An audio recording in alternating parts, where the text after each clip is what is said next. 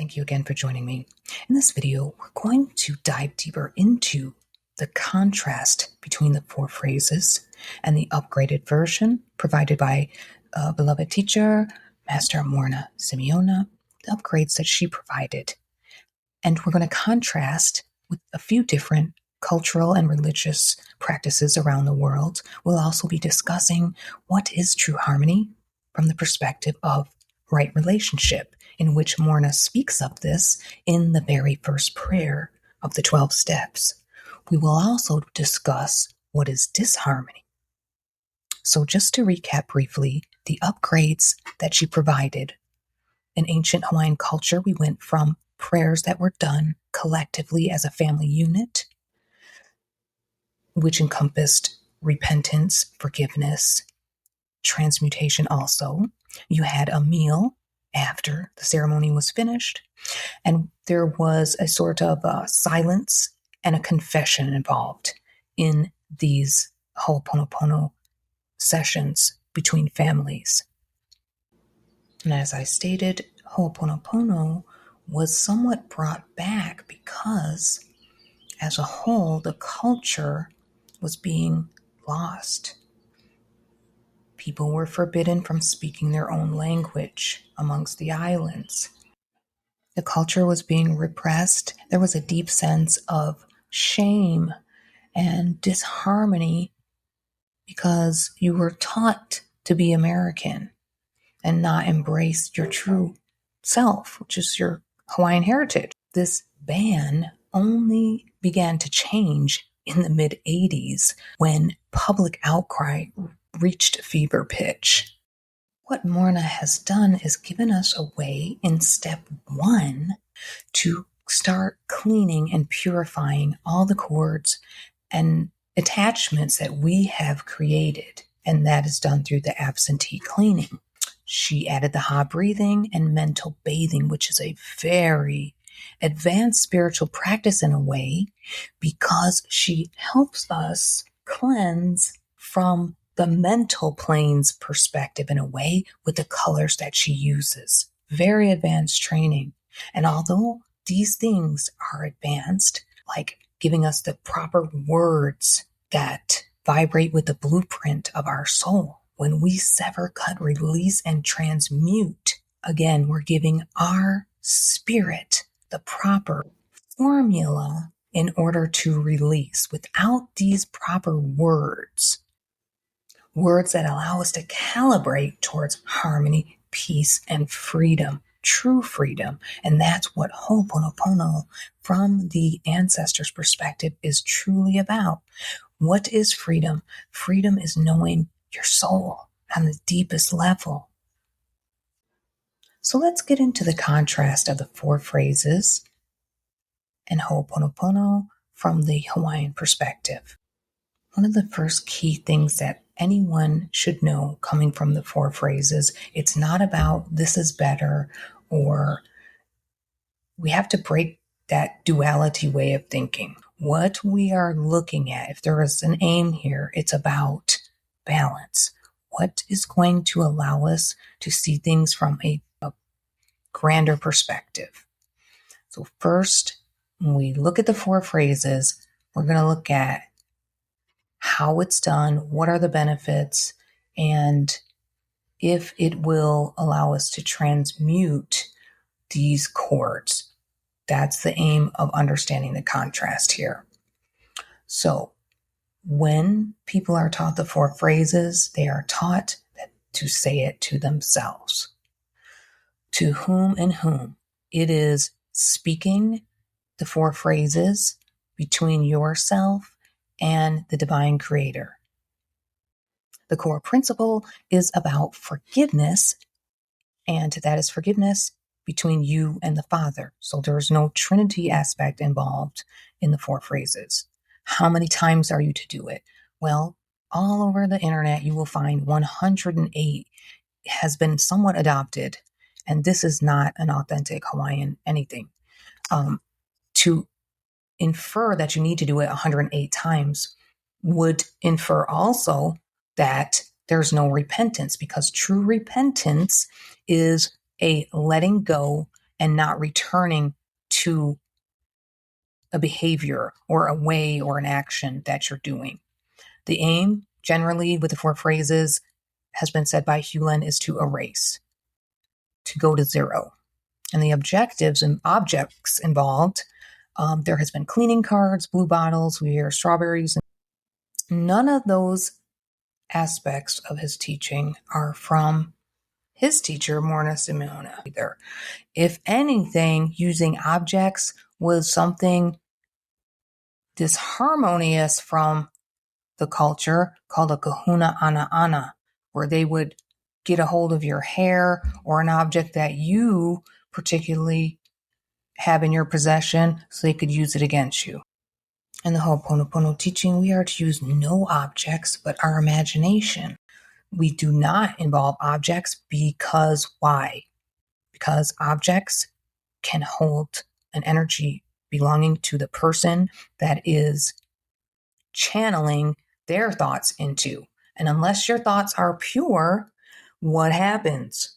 You will have your thoughts entangled in objects. So right away, for me personally, this is one of the biggest turnoffs for me, was knowing everything that I know about Ho'oponopono is we are clearing. We're trying to become more harmonized as an individual. So if I were to say that this card here, I'm going to use it for cleaning, it is only going to be purified up until level of purification.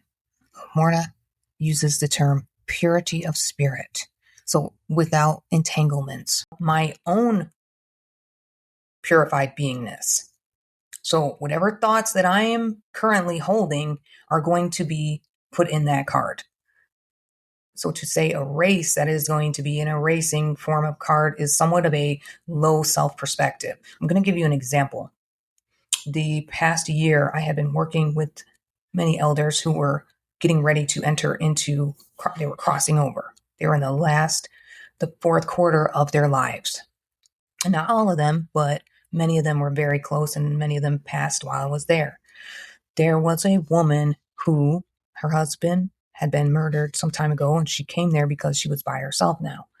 She was a collector, and Morrnah speaks of this specifically. Please check out Morrnah's Ho'oponopono on YouTube. The creator, Steve, specifically has all of the last Hawaiian training that Morrnah gave. And I will post a link below. So collectors, people that collect objects and items, what happens is in all time, any person that has had that object, their energy is left on that object until it is transmuted. This is one of the gifts of Ho'oponopono, is we begin to know how energy becomes stuck, not just with objects, but within nature, within land, within places we visit. So this woman that I met, I had a distinct dream. In this dream, a entity appeared before me, basically challenging me to come face it in her room. They have these auctions and they have these sales where people sell all their stuff. She worked for a business that did that. And so she started becoming a collector of dolls. These dolls were from all different cultures. They were from the 1900s, 1800s. Many of them carry very powerful energies. Okay. And even when we talk about Carl Jung, he channeled his own energy into a doll when he was not happy. And he did this as a child, somewhat subconsciously. Well, when it comes to Ho'oponopono, we know that these memories and energies are held in all space and time. Now, on the physical plane, just because a person crosses over does not mean the energy that they create crosses over with them. If you are Polynesian or of a Indian descent, you know that there was practice where you watch the body for 3 days. You did not bury a body for 3 days. This is to allow time for the spirit to go where it needs to go. And as Morrnah teaches, when you do a Ho'oponopono, there is no 3-day waiting anymore, because you are guiding this energy to transmute to light, to return to the Father. So This is one of the biggest lessons that you can take away from this teaching is the energy remains here. And this is the main purpose for cleaning up the energy that we create and leave. So with a cleaning card or a doll, an object that is created, all those people's hands that have touched that doll in all time on this planet is remaining on that object. So needless to say, I ended up doing a Ho'oponopono in that woman's room. And I did it with permission because in my job, I was called there to make a correction. Okay. So when I went to the room, I did the correction of the repair I need to make because I was a maintenance mechanic at the time. Now, this is another little thing that I will tell you. What Morrnah says is you can start doing this Ho'oponopono from wherever you are. There is no need to do anything else because, why?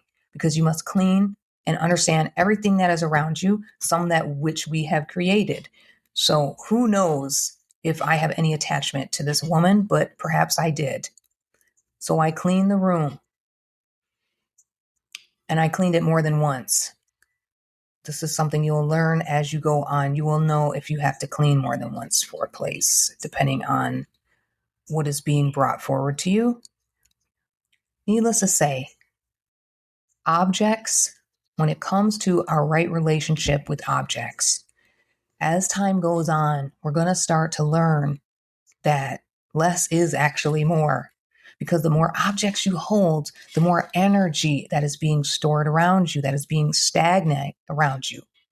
So we need to clean our own space and within ourselves first. And who do I represent? I represent my mother, my father, my family relatives, my ancestors, and my spirit guide, my Amakua. So when we say, I wish to do Ho'oponopono between myself and my family relatives and ancestors, they are a part of me as much as I am a part of them. Unlike the four phrases, we are to say it aloud. Why? Why do we speak it aloud? Because we know that when Divine Creator created this experience, this universe, he did what? He spoke it, said it, gave it a creation through sound. Morrnah speaks of the Alpha and the Omega. The Alpha is the breath of life from its earliest etymology. Why did Brahma sing the world into creation? Again, because we're giving it a frequency, an energy form. It is very important to speak these prayers aloud. If you cannot always, that is fine. But we want to leave an imprint, an energy of harmony into this reality. For example, why are we able to see or hear ghosts or etheric energies left behind? Because they are there in all space and time. So when we speak certain words, you become more mindful of the words you use, right? With Ho'oponopono.